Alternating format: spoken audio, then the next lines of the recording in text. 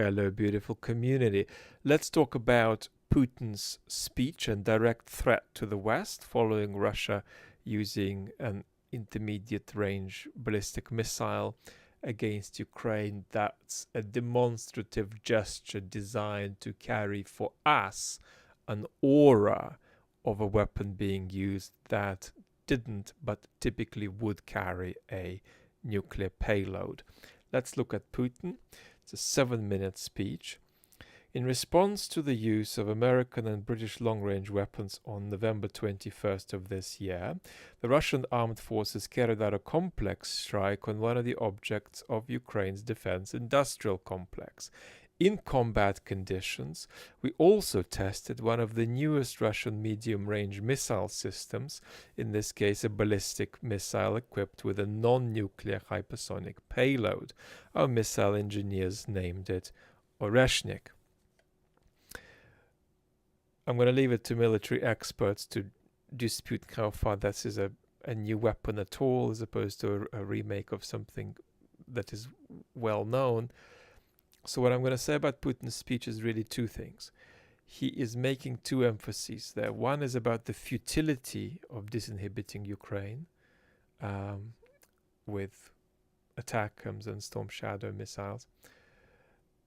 And the other is about the danger of doing that to the West. So let's look at the futility bit. Putin says, I want to particularly emphasize once again that the adversary's use of such weapons cannot influence the course of combat operations in the area of the special military operation. It's futile. Don't do it. Next, it's dangerous, so don't do it. He said the conflict has now taken on a global character it didn't have before. And he said, the issue of further deployment of medium and shorter range missiles will be decided by us depending on the actions of the US and its satellites. The targets for destruction in the further tests of our latest missile complexes will be determined by us based on the security threats to the Russian Federation. And now comes the key sentence, which really translates, I have a right to strike UK, USA, and France.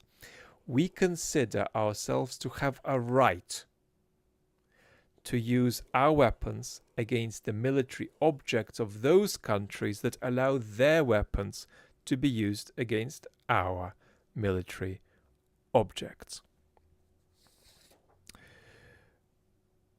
Let's talk about this. How did Putin look? He looked composed, calm and confident.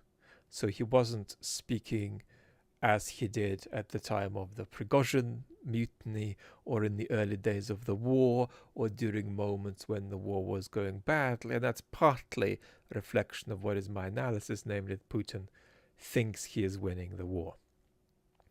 So he was calm, composed and confident, right? I'm, in a position where whatever game's developing, it's going to turn out reasonably well for me. So what exactly is this gambit about? How should we frame it? Well,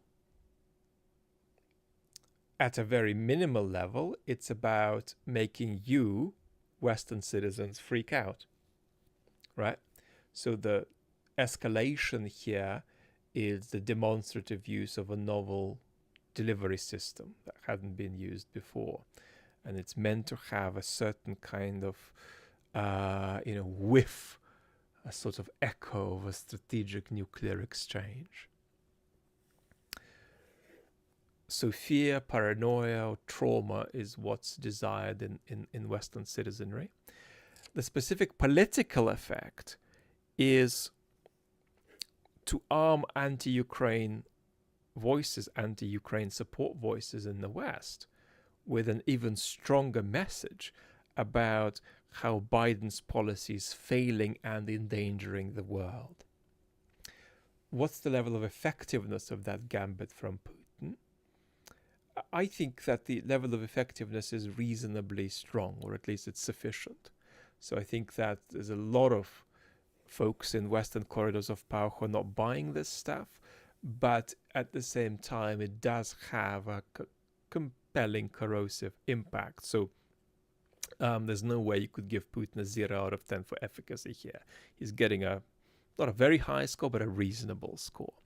Now, my analysis of the specific workings of Putin's nuclear posturing is always about 4 elements, and you can watch a main channel video about this. I think most of you have by now.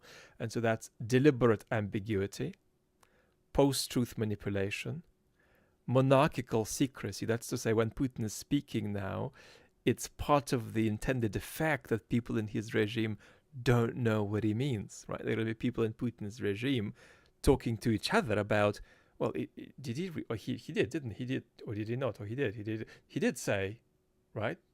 France, UK, and USA. That's what it's supposed to mean when he says, folks who, facilitate Ukraine to use these weapons are going to be reasonable targets for us. Oh, he did. So could he?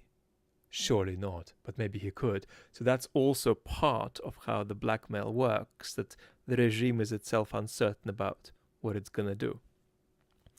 And there's a domestic audience effect. That's the 4th element. So deliberate ambiguity, post-truth manipulation, monarchical secrecy, and domestic audience focus. Now, there is a special risk here for Putin, moving on to another point, and that's that at some point, not yet, he may run out of escalation options, putting himself in a corner whereby he has to either engage in a demonstrative and limited use of nuclear weapons, or he has to back down. He hasn't reached that stage yet, but at some point, it's a corner he could run himself into. What about us and how we talk about all of this? The way we talk about this really matters, and you're going to laugh at me for saying this if you know me well, because there's something very special about the connection between nuclear risk and democracy. And that's to say that, and you're going to laugh because I always connect everything to democracy, right? Democracy does not last unless it's tethered to the practiced virtue of daily hemp milk making in your kitchen. So, but I'm serious about this.